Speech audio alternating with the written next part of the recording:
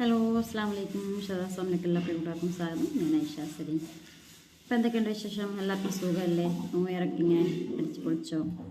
എങ്ങനെ ഉണ്ടായിരുന്നു ഈ വർഷത്തെ ന്യൂ ഇയർ ലൈഫും?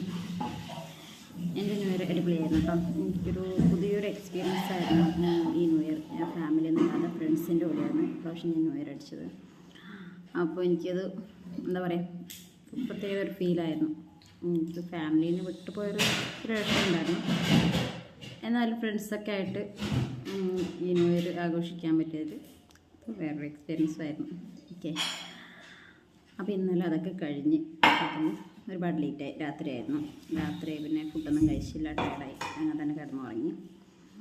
അപ്പോൾ അത് കഴിഞ്ഞ് ഇപ്പം രാവിലെ എണീറ്റ് ബ്രേക്ക്ഫാസ്റ്റ് കൊടുത്തു. ഞാൻ കഴിക്കാൻ നല്ല കപ്പയുണ്ട്, കപ്പയും നല്ല മത്തിക്കറിയും. കപ്പയും മത്തിക്കറിയും നല്ല കോമ്പിനേഷൻ, നല്ല ടേസ്റ്റ്. എനിക്ക് പൊതുവെ കപ്പ ഇഷ്ടമാണ്. കപ്പ ഇഷ്ടമില്ലാത്തവരാരെങ്കിലും ഉണ്ടാവുമായിരിക്കല്ലേ. അപ്പോൾ എന്തായാലും നമുക്ക് കഴിക്കാം.